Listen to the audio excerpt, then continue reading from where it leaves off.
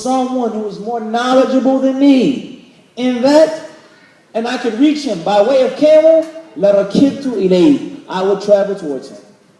Not I'm Ibn Mas'ud. I know. He says, if I knew someone had more ilm than me, I would go to him.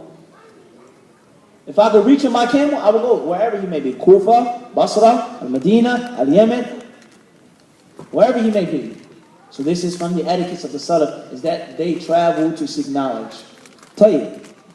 If you can't travel to seek knowledge, whether it's because of health reasons, or old age, or if you don't, everyone is not required to seek ilm. Everyone is not required to travel to seek ilm, is what I meant to say. And so on and so forth. Then you may say, well, this sounds good and it's virtuous, so what should I do? It's very simple. You make dua for those who do travel to seek ilm. Make dua for them. May Allah bless them. May Allah give them the tawfiq. May Allah allow them to work hard and be sincere, and so on and so forth. And hakada, any other type of good that you can do for that person who travels to seek ilm. Whether it's making dua for him, helping him out physically, financially, whatever that thing may be. Wherever that thing may be. And then he goes on to say, وقال أبو الدرداء لو أعيتني آية من كتاب الله فلم أجد أحدا يفتحها علي إلا رجل ببرك الغماد لرحلت إليه وبرك الغماد أقصى اليمن.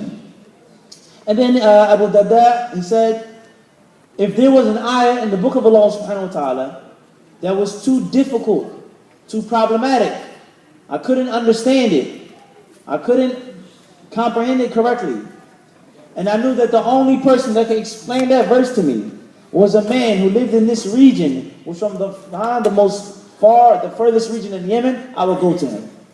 If I knew that was the only way for me to get the explanation of that ayah. This is from the statements of the Salaf with regards to traveling to seek ilm.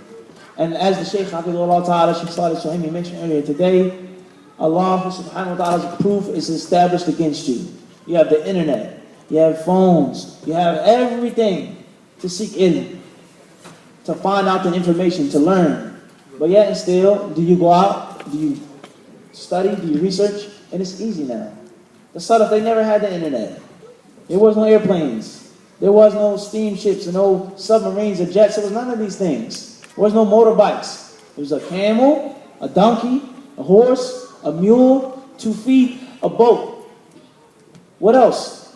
And they traveled to seek ilm. We have everything easy, air conditioner, carpet, luxury, all types of comfort and technology, yet still we find that we still have the laziness and the lethargy with us. وَلَا حَوْلَ وَلَا قُوَّةَ إِلَّا بِاللَّهِ. Seeking knowledge is not a path on a bed of roses. Evident. It's a hard, difficult thing. Sacrifice. But the reward, the blessing that comes from that search, that hardship, that difficulty is unimaginable. It's definitive. The barakat that you get.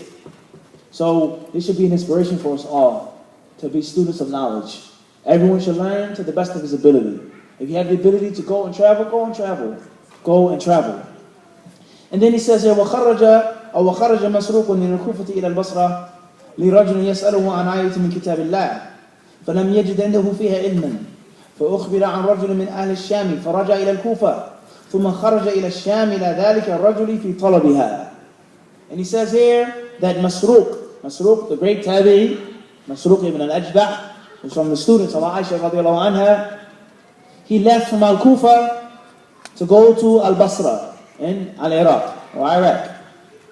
And he went to meet a man to ask him about a verse from the book of Allah subhanahu wa ta'ala. And that man had no knowledge of that verse. He had no knowledge of that verse.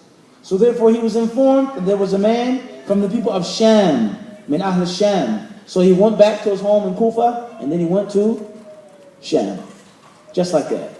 Just to meet that man, to ask him about one verse. About one verse. So, and then the statements with regards to this are countless. Countless statements. We all know the famous story of Shu'bah, rahimahullah. Shu'bah ibn Hajjaj, that he left his hometown, he left Wasit, which is in Iraq.